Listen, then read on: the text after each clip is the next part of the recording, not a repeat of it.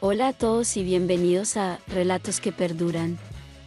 Suscríbete y activa la campanita para que YouTube te avise cuando subamos historias nuevas y las segundas partes de tus historias favoritas. Hace unos 2 años, acababa de salir del hospital después de visitar a mi ex esposa. En aquel momento, ella me soltó la bomba de que quería tener un matrimonio abierto, todo esto después de que la descubrí siendo infiel. Fue una sorpresa total. Nunca me lo esperé. Creía que esa parte de su vida había quedado atrás antes de casarnos.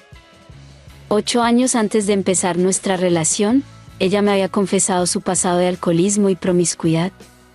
Tras descubrirla en una mentira, me convenció de que todo eso cambió cuando se volvió una cristiana renacida. Pensé que, si Dios la había perdonado, ¿quién era yo para juzgarla? Así que seguí adelante y la tomé como esposa, a pesar de su historial. En la universidad, se acostó con más de 20 hombres y tenía una inclinación por la bebida. Su reputación en la universidad no era la mejor, fue objeto de vergüenza por parte de compañeros y amigas. Se refugió en la iglesia como una especie de penitencia por su pasado, lo que, en gran medida, contribuyó a su represión sexual durante nuestro matrimonio.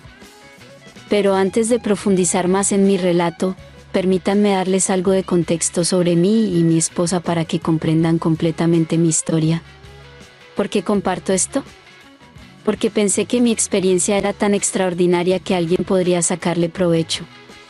Nos conocimos cuando yo tenía 27 años y ella 23. Mi trabajo me obligaba a mudarme con frecuencia, lo cual era estresante y dificultaba la construcción de relaciones, pero valía la pena. En octubre de 2005, me trasladaron a un pueblo en el área rural, cerca de donde crecí. Aunque no era totalmente desconocido para mí, como introvertido, no soy fanático de la luz del sol y las luces brillantes. 3 semanas después de mudarme, decidí unirme a un sitio de citas debido a la soledad, el aburrimiento y la depresión que sentía. Mientras mis amigos se casaban y vivían sus mejores momentos, yo me sentía estancado en medio de la nada. Había salido con algunas chicas antes, pero nunca había tenido una relación. Mis amigos decían que era demasiado exigente y eso explicaba mi soltería. Criticaba rápidamente a las chicas, buscando razones para descartarlas.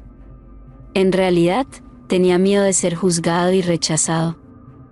Mi falta de experiencia y el sobrepeso contribuían a mi inseguridad, llevándome a quedarme en casa, consumir contenido sin censura en línea y perder el interés por buscar a mi pareja ideal. Este tipo de contenido debilitó mi deseo de interactuar en el mundo real y buscar el amor.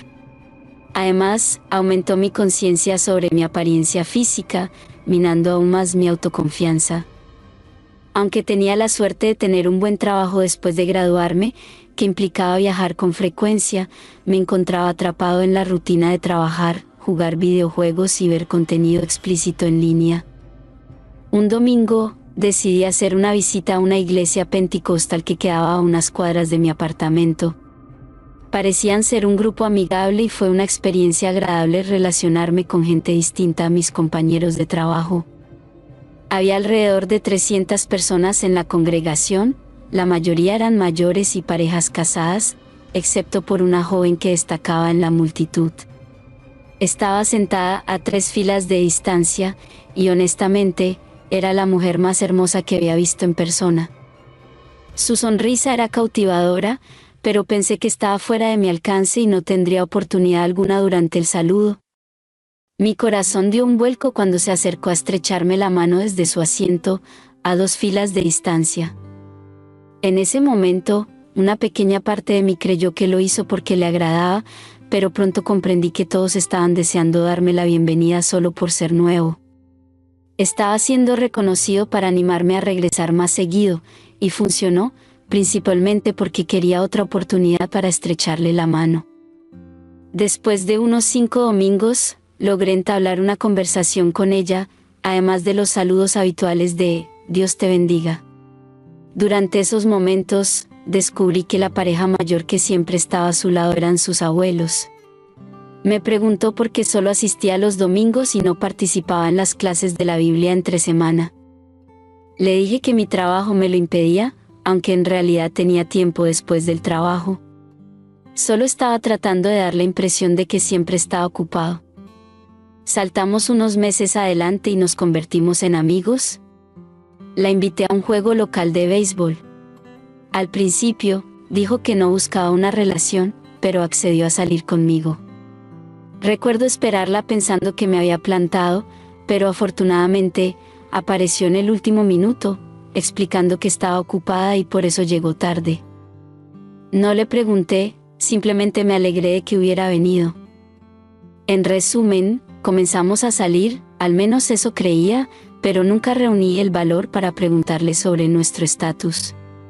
Ella se resistía a tener intimidad conmigo, argumentando que tenía asuntos pendientes en su pasado y que no quería tener relaciones sexuales antes del matrimonio. Incluso llegué a pensar que era virgen, así que fui paciente. Después de unos 4 meses, nos convertimos en novios, al menos eso creía, y aún no habíamos llegado a la intimidad, solo nos besábamos ocasionalmente. Un día, ella pasó la noche en mi casa y se quedó dormida en el sofá con su laptop encendida. Me dejé llevar por la curiosidad y leí algunos de sus mensajes en Facebook. Quedé sorprendido al descubrir que estaba en contacto con varios chicos, la mayoría de su escuela en otro estado. Pasé horas leyendo sus mensajes porque estaba intrigado por conocer su verdadera naturaleza. Según lo que pude entender, estaba escapando de algo y estaba involucrada sentimentalmente con más de 6 chicos al mismo tiempo. Estaba tan inmerso en esa curiosidad que ni siquiera me di cuenta de que ya se había despertado. Me preguntó por qué revisaba sus mensajes en Facebook.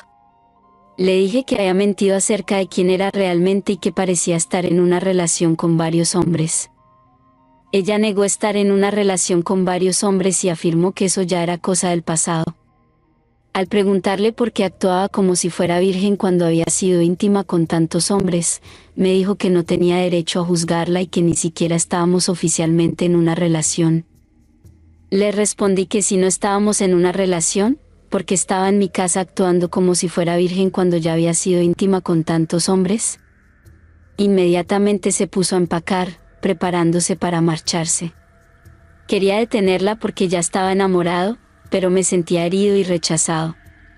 Pensé que su intención nunca fue quedarse, que estaba escapando de algo y que solo estaba conmigo por lástima. No logré retenerla y quedé realmente deprimido cuando se fue. Creí que nuestra relación había llegado a su fin. El siguiente domingo decidí no ir a la iglesia. Fue una semana infernal para mí, incapaz de quitármela de la cabeza. Tras 2 domingos de ausencia, durante una noche de estudio bíblico un martes, recibí una sorprendente llamada suya. Me preguntó por qué no la había visto en la iglesia. Lo dijo como si la discusión de hace 2 semanas ni siquiera hubiera sucedido. Me pareció que estaba desempeñando un papel. Ahora, mirando hacia atrás, debería haber visto esa llamada como una advertencia, pero en lugar de eso, seguí insistiendo en que sería incómodo encontrarnos en la iglesia. Entonces, pronunció unas palabras que derritieron por completo mi corazón. Me confesó que me extrañaba y se disculpó por no haber compartido las razones detrás de quedarse con sus abuelos y no regresar a la universidad para completar sus estudios. Reveló que vivió una etapa salvaje en la universidad, saliendo frecuentemente y excediéndose con la bebida. Experimentó problemas de salud graves, incluida una insuficiencia renal que la llevó a pasar semanas en el hospital. Después de salir, sus padres decidieron que pasar tiempo en la granja con sus abuelos sería beneficioso para su recuperación. Según ella, fue en ese momento que encontró a Dios y mejoró significativamente. Aclaró que los chicos con los que se comunicaba eran solo relaciones pasadas y todo eso ya estaba en el pasado. Yo solo quería que regresara a mi vida porque la extrañaba tanto, así que no me guardé nada sobre lo importante que era para mí.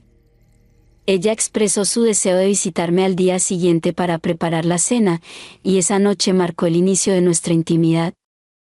A partir de ahí, nos volvimos inseparables.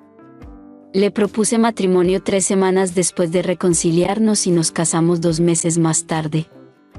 Aunque sufría de problemas renales continuos, en ese momento no era un gran inconveniente.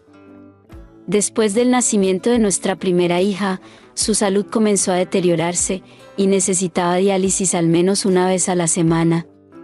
A pesar de su estado, quedó embarazada nuevamente, pero lamentablemente sufrió un aborto espontáneo, sumiéndola en una profunda depresión. Hice todo lo posible para apoyarla, encargándome de las tareas del hogar, cocinando y proporcionándole masajes en los pies. Estábamos esperando un milagro mientras su salud declinaba lentamente. Finalmente, visitamos al médico, quien nos informó que estaba cerca de la etapa final de la enfermedad renal. La añadieron a la lista de espera para un trasplante de riñón, pero con su condición empeorando, enfrentamos una decisión difícil. Ambos compartíamos el mismo tipo de sangre, así que consideré la opción de donarle uno de mis riñones o enfrentar la posibilidad de perder al amor de mi vida y madre de mi hija. Seguimos asistiendo a la iglesia, recibiendo apoyo de familiares, amigos y miembros de la congregación, pero llegó el momento de tomar decisiones importantes. Me decidí a donar mi riñón para salvar la vida de mi esposa. En ese instante, no sabía si podría enfrentar la vida sin ella, ya que mi amor por ella era inmenso. Superamos la operación con éxito, y unas semanas después, ella estaba de pie como si nada hubiera ocurrido. Aunque sentía que me faltaba algo, estaba feliz de haberle dado una oportunidad de vida. Nuestro amor se fortaleció, y 4 años después de casarnos, recibimos con alegría a nuestra segunda hija. Con el tiempo, ella continuó siendo ama de casa, cuidando de nuestras 2 hijas. Aunque tenía más energía, mi trabajo me llevaba a viajar más, y notaba que ella se alejaba gradualmente de la participación activa en la iglesia. Dejó de asistir a estudios bíblicos y algunos servicios dominicales. Empezó a quejarse de la falta de vacaciones y de lo aburrido que era nuestro pueblo. Expresó su deseo de vivir en una ciudad. Cuando surgió la oportunidad de mudarnos, la aproveché de inmediato, sabiendo que le haría feliz. Ella estaba emocionada con la noticia, y un mes después nos mudamos. Alquilamos nuestra casa en el pueblo y planeamos comprar una en la ciudad, aunque finalmente solo pudimos alquilar. Al llegar a la ciudad, mi esposa volvió a ser la persona radiante de siempre. Sin embargo, los costos de vida y de vivienda fueron un golpe para mi billetera. Para mantener nuestro nivel de vida, decidí trabajar más, lo que significaba menos tiempo en casa. Esto afectó nuestra relación. Intenté dedicar tiempo a la familia los fines de semana, pero no fue suficiente. Siempre quería más. Después de 6 meses en la ciudad, dejó de pedirme más tiempo en familia. Comenzó a ocuparse de sus propios asuntos, yendo a la playa, practicando yoga y haciendo ejercicio regularmente. Se veía genial, mientras yo empezaba a ganar peso. La gente se preguntaba cómo había conquistado esa belleza, y yo les bromeaba diciendo que le había dado mis riñones. Aunque todo parecía bien en casa, sentía que nos estábamos distanciando. Mi esposa no compartía sus actividades conmigo, y parecía que éramos más compañeros de cuarto que pareja. También me preocupaba su creciente círculo de amistades femeninas, muchas de las cuales no compartían nuestras creencias religiosas y estaban enfocadas en el fitness. Deseaba que participara más en la iglesia local. Para tratar de reconectar, planteé la posibilidad de tener otro hijo. Pensé que esto llenaría su tiempo y la alejaría de influencias negativas. En una conversación, le expresé mis preocupaciones sobre el distanciamiento y la falta de participación en sus actividades. Ella argumentó que mi carga laboral no dejaba espacio para la conexión. Acordó incluirme en algunas de sus actividades, momento en el que sugerí la posibilidad de tener otro bebé. Ella señaló que otro bebé sería más costoso y significaría que yo trabajaría más, una lógica que comprendía. Sin embargo, para mí, las actividades adicionales que emprendía debido a su tiempo libre ya estaban afectando mis horarios. Aunque no quería expresar mis preocupaciones sobre sus amistades, sugirió que deberíamos retomar nuestra participación en la iglesia. La decisión sobre intentar tener otro bebé no se tomó esa noche, pero eventualmente logré convencerla de intentarlo nuevamente.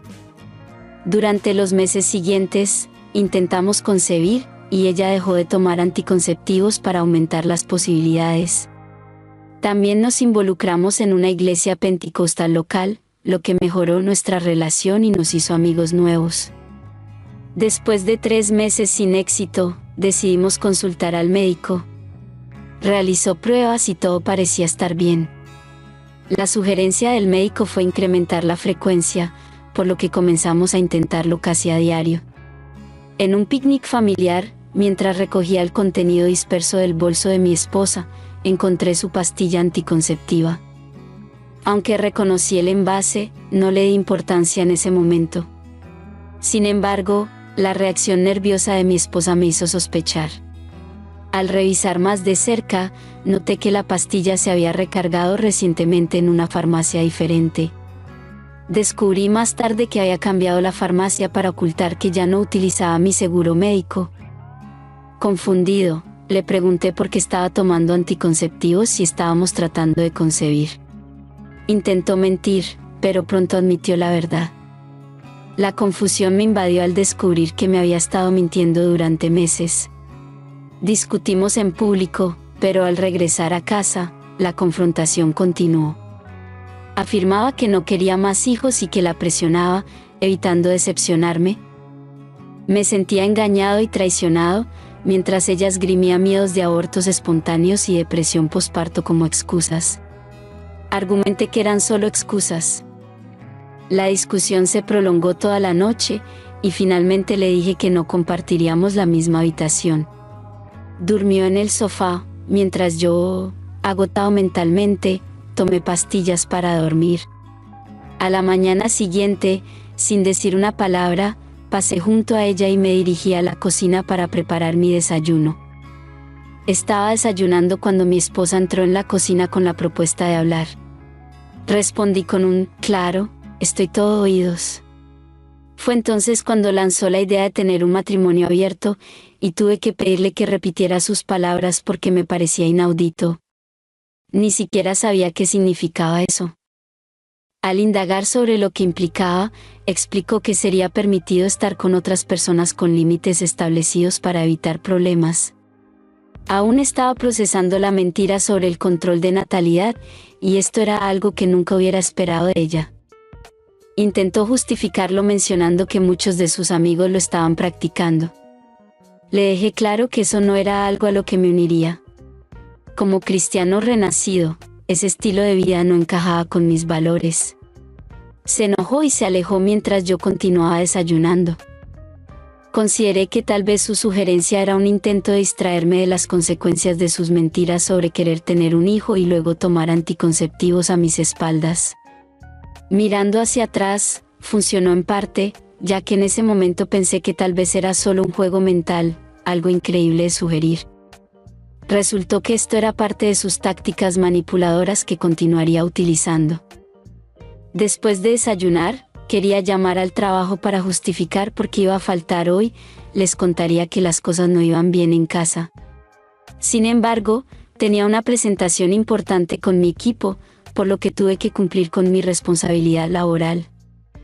Mientras estaba en el trabajo, solo podía pensar en cómo me habían manipulado y mentido durante los últimos 3 meses, incluida la sugerencia de tener una relación abierta. Reflexioné sobre su pasado universitario, su historial de alcoholismo y promiscuidad, y me preguntaba si esa parte de ella estaba regresando. Dudaba de la autenticidad de nuestro matrimonio y me cuestionaba si siempre me había engañado. Incluso le había donado mi riñón, y así era como me lo agradecía, mintiéndome y sugiriendo un matrimonio abierto. También me asaltaron pensamientos sobre si ya había tenido una aventura, considerando que mentiría y engañaría de esa manera. Mi esposa llamó mientras estaba en el trabajo para preguntar cómo me sentía.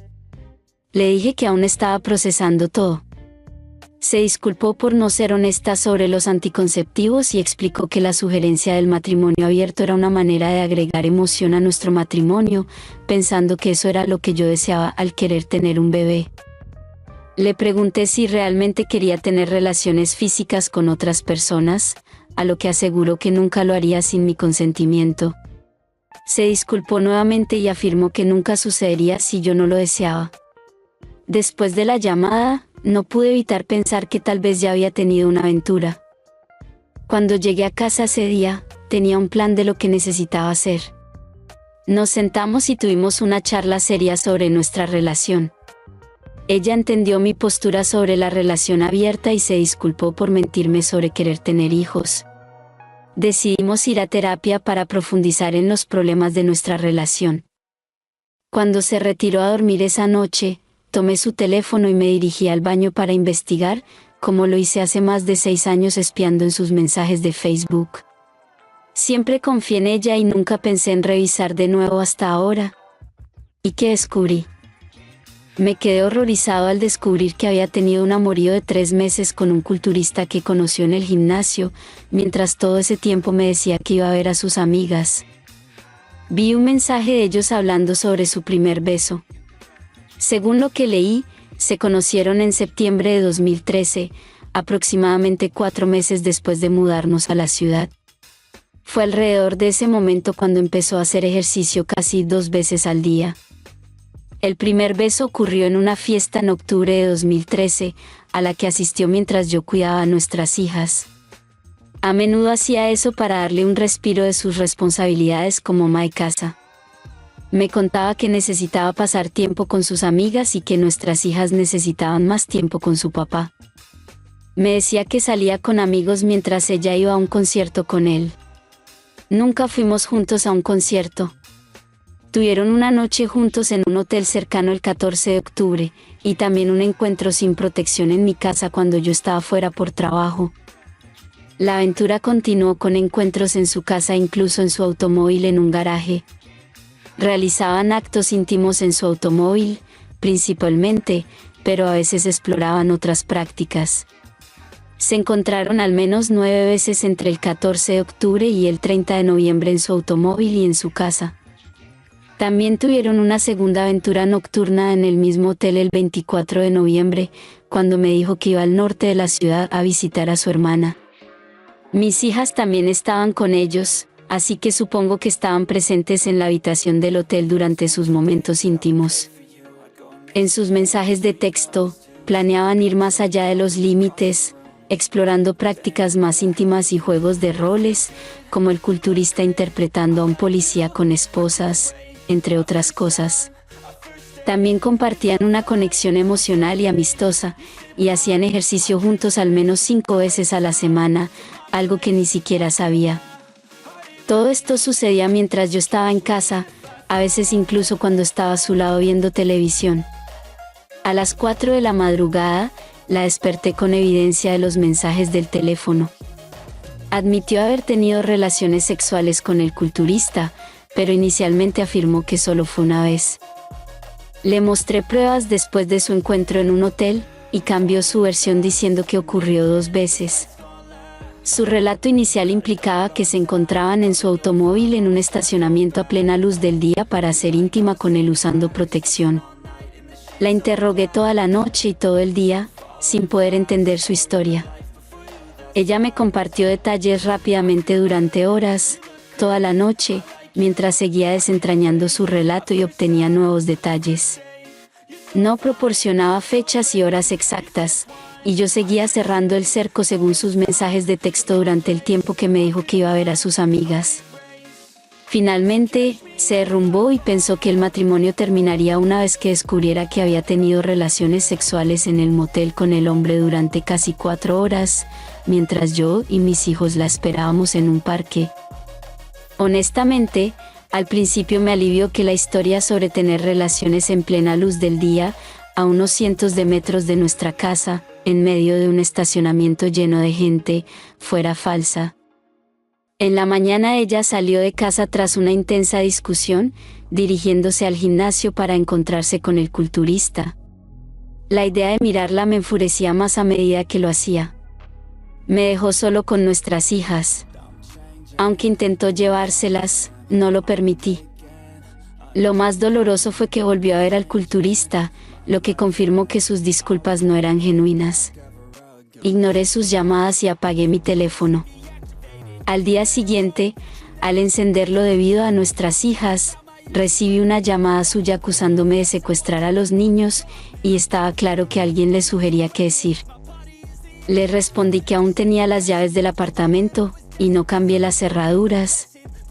Desestimó eso y comenzó a difamar, alegando abusos sin fundamentos. Me di cuenta de que estaba siendo manipulada, incluso grabando nuestras conversaciones. Colgué, anticipando su próximo movimiento. Poco después, un servidor de procesos me entregó los documentos de divorcio en el trabajo. Por la tarde, volvió para llevarse a las niñas con su amante, el culturista. En ese momento, estaba agotado por el trabajo y cuidar de las niñas, así que evité una confrontación. La traición y la transformación de la persona que amaba era algo salido de la realidad para mí. Mi familia se desmoronaba, y yo me sentía celoso, decepcionado y perdido. La ruptura legal duró 6 meses, y lamentablemente, el sistema le favoreció. Con 6 años de matrimonio, pagaría pensión alimenticia y manutención para mis hijas.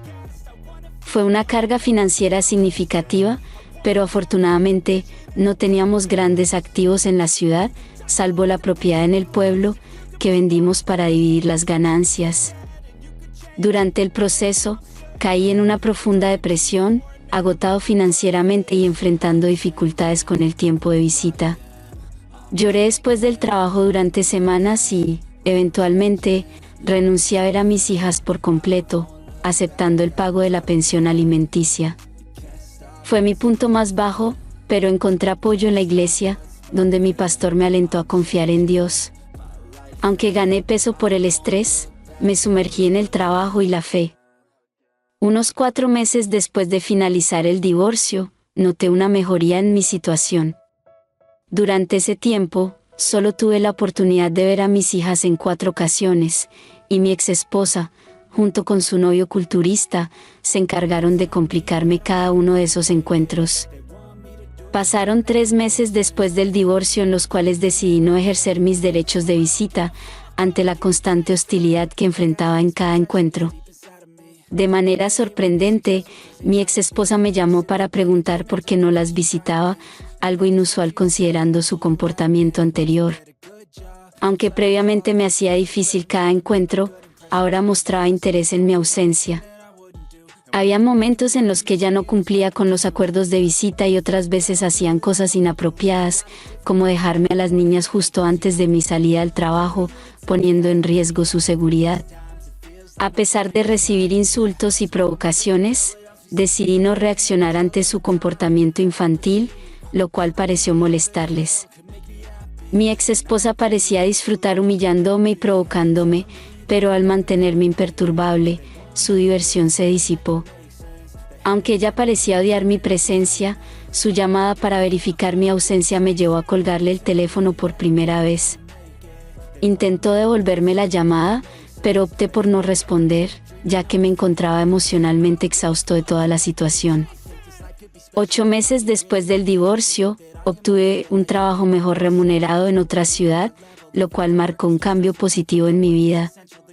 La ciudad actual no era mi lugar ideal, y la única razón por la que acepté trabajar allí fue por mi exesposa. Decidí que no le desearía la experiencia que viví ni a mi peor enemigo. En mi última visita a mis hijos antes de mudarme a la nueva ciudad, noté que mi exesposa se sometió a un aumento de senos. A pesar de sus intentos de provocarme mencionándolo, no mostré preocupación ni hice preguntas al respecto. Me despedí de mis hijas y me mudé, donde experimenté una mejora significativa en mi vida. En la nueva empresa, las condiciones eran favorables, ganaba más dinero, pagaba menos impuestos y el costo de vida era inferior. Aunque mantuve un contacto limitado con mi ex esposa e hijas, continué cumpliendo con la pensión alimenticia. Después de unos 4 meses, recibí una llamada de mi ex esposa, quien preguntaba cuándo planeaba regresar para visitar a nuestras hijas. Le informé que estaba ocupado con el trabajo y ella me acusó de ser un padre ausente. Le recordé que había intentado reemplazarme con su novio, contribuyendo a la destrucción de nuestra familia. Le pedí que me dejara en paz y cesara sus llamadas para acosarme, luego colgué, teniendo 35 años en ese momento. Empecé a salir con una chica de 26 años que conocí en una reunión de trabajo. Recién se había separado de su esposo y no tenía hijos. Nos llevábamos bien y no estaba apurando nada. Le solté toda mi historia, incluido lo de darle mis riñones a mi ex esposa y lo que pasó después. A 2 meses de la última llamada de mi ex esposa, me vuelve a llamar en plena madrugada. Estaba en la cama con mi novia durmiendo, así que salí corriendo para atender la llamada porque ella lloraba. Me contó que el culturista la maltrataba físicamente desde 3 meses después de mudarse con él, pero se sentía demasiado avergonzada para buscarme después de todo lo que me hizo. Me dijo que la comparaba con su exnovia rubia, más joven, con senos y glúteos operados, y la persuadió para que se hiciera un implante mamario para complacerlo, pero eso no lo dejó satisfecho. Reconoció que la gente en esa zona era muy superficial, algo que siempre supimos, y finalmente se dio cuenta de cómo me perjudicó y se disculpó por destrozar nuestra familia. Le pregunté si nuestras hijas estaban en peligro, y aseguró que no vi que buscaba consuelo porque no tenía nadie más a quien recurrir. Tan pronto como me dijo que mis hijas estaban a salvo, le ofrecí ayuda si necesitaba que obtuviera la custodia principal. También se enteró de que tenía una nueva novia y me preguntó sobre ella. Resultó increíble que, después de todo lo que me hizo pasar, aún sintiera celos de que hubiera encontrado a alguien más después de tanto tiempo que yo ya había seguido adelante. No iba a ceder a sus caprichos, así que corté la llamada y me volví a la cama. 5 meses después, mi novia quedó embarazada, estábamos esperando un niño. Para entonces, no veía a mis 2 hijas en California desde hacía casi un año. Después del nacimiento de mi hijo, recibí una llamada de mi suegro diciéndome que mi ex esposa había tenido un derrame cerebral y estaba en silla de ruedas. Me dijo que fuera al pueblo a recoger a mis hijas si quería. Nadie me había informado que mis hijas estaban en el pueblo, así que estaba confundido. Le pregunté cómo había tenido el derrame cerebral y me contó que fue a México para una cirugía plástica. Por complicaciones, perdió funcionalidad en el lado izquierdo de su cuerpo y ahora depende principalmente de una silla de ruedas. La trasladaron de un hospital en México hacia el pueblo. Tomé algunos días libres en el trabajo y volé hacia el pueblo el mismo día. No pude evitar llorar al verla en la cama del hospital. Apenas podía hablar y no tenía movilidad. Era como una sombra de su antiguo yo, empujada en una silla de ruedas. Su familia estaba presente en el hospital y conocían su historial, apoyándome desde el principio. Pasé 2 días en el hospital con ella y los niños. La llevaba afuera en su silla de ruedas para que tomara aire fresco y tuvimos charlas extensas. Era difícil entenderla, como si estuviera reaprendiendo a hablar. Había perdido mucho peso y se veía como si se hubiera sometido a varias cirugías desde la última vez que la vi. Me reveló que estaba intentando lucir mejor para su novio y que viajó a México con él para someterse a una cirugía plástica. A pesar de todo, su pareja la dejó y ni siquiera la visitó en el hospital. Voló al pueblo para dejar a los niños con sus padres antes de irse a México con su novio. Después de la operación, él la trajo de vuelta a Ohio y nos despedimos. Tuvimos una charla sincera, y los dos no pudimos evitar llorar la mayor parte del tiempo porque recordábamos lo hermosa que solía ser. Me preguntó por mi novia y mi hijo, asegurándome que cuidara bien de ellos y de mis hijas, y reconociendo que soy un buen padre. Me pidió que la visitara si podía y que aceptara sus disculpas por todo lo que me hizo pasar. Esto sucedió hace 3 meses, y ahora estoy aquí por segunda vez para verla en el pueblo, trayendo a mis 2 hijas conmigo para darle un poco de ánimo, aunque sé que su tiempo es limitado. Reservé un hotel para mis hijas y para mí, y estoy en la habitación ahora mismo, contando esta historia antes de regresar a la ciudad mañana. La vi ayer y la veré de nuevo mañana antes de que mi vuelo parta. No puedo evitar decirle que la quiero y tomar sus manos. Aunque no siento amor romántico por ella, sí me importa. Le digo que la quiero para que se vaya en paz. El médico le ha dado poco tiempo debido al daño cerebral. Ella ya me ha pedido que, cuando llegue el momento, la deje ir y desconecte el soporte vital. También me pidió que hable con mis hijas sobre sus errores, y le prometí que siempre hablaré bien de ella. ¡Wow! Esta historia ha sido muy impactante para mí. Lo superficial es muy dañino para cualquier persona. La chica tenía todo, no se puso a pensar sobre lo que ya tenía, ¿para qué añadir cosas innecesarias a algo que ya funciona bien? Sin duda esta historia ha sido de gran reflexión. ¿Y tú, qué opinas al respecto? ¿Crees que estuvo bien lo que hizo? Comenta lo que piensas en la caja de comentarios. Gracias por ver el video y esperamos que esta historia te haya hecho reflexionar. Déjanos un me gusta, comparte y suscríbete a nuestro canal, así nos ayudarás a seguir creando contenido. Gracias por formar parte de nuestra comunidad y nos vemos en el siguiente video.